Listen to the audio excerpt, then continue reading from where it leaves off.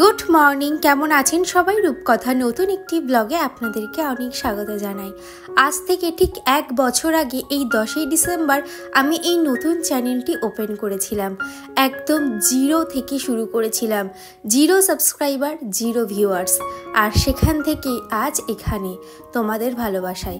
আমি জানি আমি খুব একটা বড় ইউটিউবার নই, তবুও আমি এত মানুষের ভালোবাসা পেয়েছি, আমি আমার জন্মদিনে এত মানুষের উইশ পেয়েছি।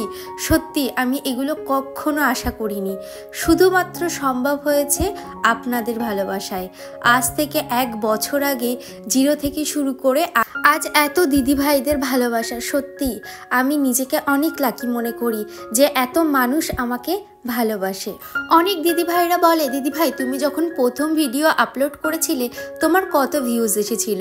তো আমার প্রথম ভিউজ এসেছিল 11টা, 10, 11, 9 এই রকমই আমার ভিউজ আসতো। তারপর হঠাৎই 1000 ভিউজ আসে, আর সেখান থেকেই একটু একটু করে আজ আমি এখানে। তবুও বলবো আমি কিন্তু খুব বড় ইউটিউবার নই, তবুও আমি নিজেকে অনেক লাকি মনে করি। তার একটাই কারণ হচ্ছে আমার কিন্তু অন্য কোনো প্ল্যাটফর্মে আমার ফেস ভ্যালু ছিল না। তো একদম 0 থেকে শুরু করে আমি আমার কাজকর্ম দেখিয়ে মানুষ আমার কাজকর্ম দেখতে ভালোবাসে। তো সেইভাবে একটু একটু করে আমি কিন্তু আপনাদের মনে জায়গা করে নিতে পেরেছি এবং আপনাদের ভালোবাসা পেয়েছি। 1 বছর হলো আমার এই ছোট্ট চ্যানেলটা। আমার মেয়ে যেমন আমার সন্তান, তেমন এই চ্যানেলটাও কিন্তু আমার একটা সন্তান। একে একটু একটু করে বড় করছি। যখন ডাউন হয়ে যায়, তখন যেমন আমার মেয়ের শরীর খারাপ হলে আমি যখন ডিপ্রেশনে চলে যাই বা কি হবে না হবে টেনশন করি, তেমনই কিন্তু এই চ্যানেলটা আমার একটা ছোট্ট সন্তানের মতন, একেও একটু একটু করে বড় করছি। আর এই চ্যানেলের আজকে জন্মদিন, আমার এই ছোট্ট দ্বিতীয় সন্তানের আজকে জন্মদিন। তো সবাই আমাকে আশীর্বাদ করবেন, এইভাবেই যেন আমি এগিয়ে যেতে পারি আপনাদের ভালোবাসায়। আর মাঝে তো আমি ডেইলি ব্লগ আপলোড করছিলাম, আমি না একদমই পেরে উঠছিলাম না, সেই জন্য একটা কমিউনিটি পোস্টও করেছিলাম। সেখানে অনেক দিদিভাই আমাকে বলেছেন যে তুমি একদিন অন্তর একদিনই ভিডিও দাও, কোনো রকম প্রবলেম নেই। আপনারা জানেন আমি সংসারের জন্য বা সংসারের মঙ্গলের জন্য কোনটা কি করলে হয় সমস্তটাই কিন্তু গুছিয়ে এবং মেনে চলি।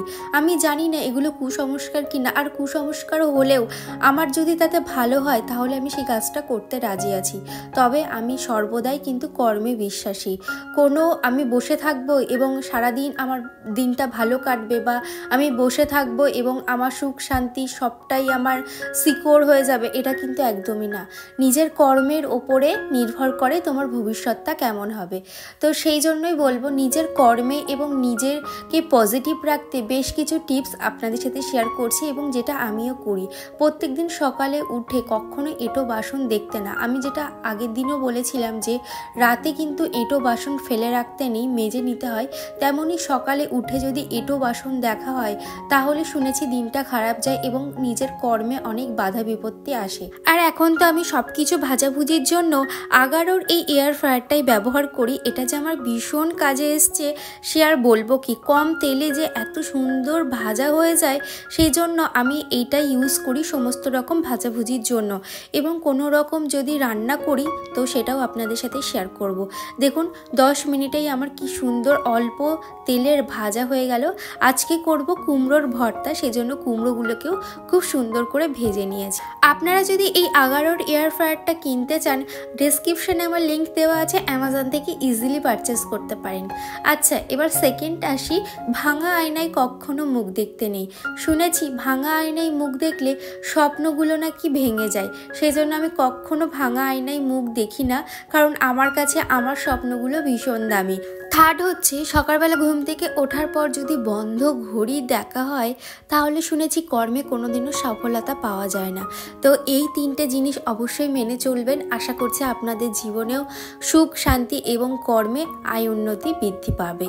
তো আমার এই কথাগুলো পার্সোনালি কিন্তু আমার ব্যক্তিগত, মানে আমি যেগুলো মেনে চলি সেগুলোই আপনাদের সাথে শেয়ার করলাম। এতে যদি আপনারা যদি মনে করেন এটা কুসংস্কার, তো আমি কিছু কিছু কুসংস্কার তাহলে হয়তো মেনেই চলি নিজের ভালোর জন্য।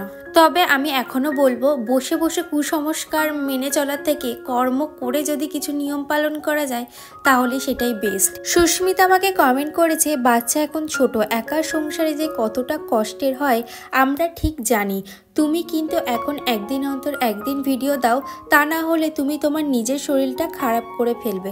Thank you so much. এইভাবে আমার পাশে থেকো। আমি না আবার সেই পুরনো রুটিনেই ফিরছি। নবনীতা দিদিভাই আমাকে কমেন্ট করেছে, নিজের শরীর আগে, নিজের সুস্থ থেকেই তো সব কিছু করা যায়, তার উপর তোমার ছোট্ট মেয়ে আছে, তাকেও তো দেখতে হবে। তাই অল্টারনেট ডেতে ভিডিও দিও, পারলে 2 দিন পরেও দিও। সংসারে একা হাতে সামলাও, এত চাপ নিও না, শরীর ঠিক রাখতে হবে, সাবধানে থেকো, তোমার পাশে সব সময় আছি।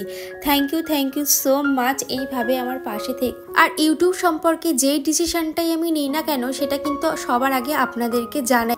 তবে আমি একটা সিদ্ধান্ত নিয়েছি বলাটা ভুল হবে, যে আপনাদের ওপরে ডিপেন্ড করছে। তো আমি ভাবছি মাঝের যে দিনটা আমি ভিডিও দেব না, মানে লং ভিডিও দেব না, সেই দিনটা করে আমি ভাবছি শর্টস ভিডিও আপলোড করব, মিনি ব্লগ।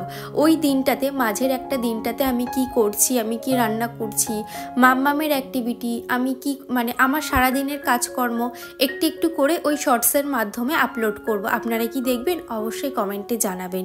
এতে করে কি হবে, আমি আপনাদের সাথে এঙ্গেজ থাকতে পারবো এবং আপনাদের কমেন্টগুলো রোজ পড়তে পারবো।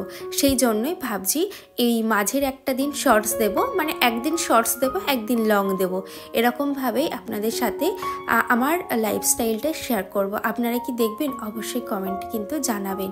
আমি না ঠিকঠাকভাবে এখনও কোনো সিদ্ধান্তে আসতে পারছি না, তো সবটাই আপনাদের ওপরে ছেড়ে দিলাম। আপনারা যদি বলেন তাহলেই দেব। আর আমি জানি শর্টস লং একসাথে দিলে একটা মানসিক প্রেশার আসে, সেটা হচ্ছে আমার অডিয়েন্স দুটোই আলাদা হয়ে যাবে। আমার লংয়ের অডিয়েন্স আলাদা থাকবে, শর্টসের অডিয়েন্স আলাদা থাকবে। তো আমি এই মানসিক চাপটা নেব না বলেই আমি কিন্তু এতদিন শর্টস দিইনি। তবে এবার থেকে ভাবছি ঠিক আছে, অডিয়েন্স আলাদা হয়ে যায় যাক, তবে আমি তো আমার এই যে দিদিভাইরা আমাকে ভালোবাসি, তো সেই দিদিভাইদের সাথে তো অ্যাক্টিভ তো থাকতে পারবো। এদিকে সংসারের সমস্ত কাজকর্ম করে, স্নান করে, খাওয়া দাওয়া করে এখন চলে আসলাম ছাদে।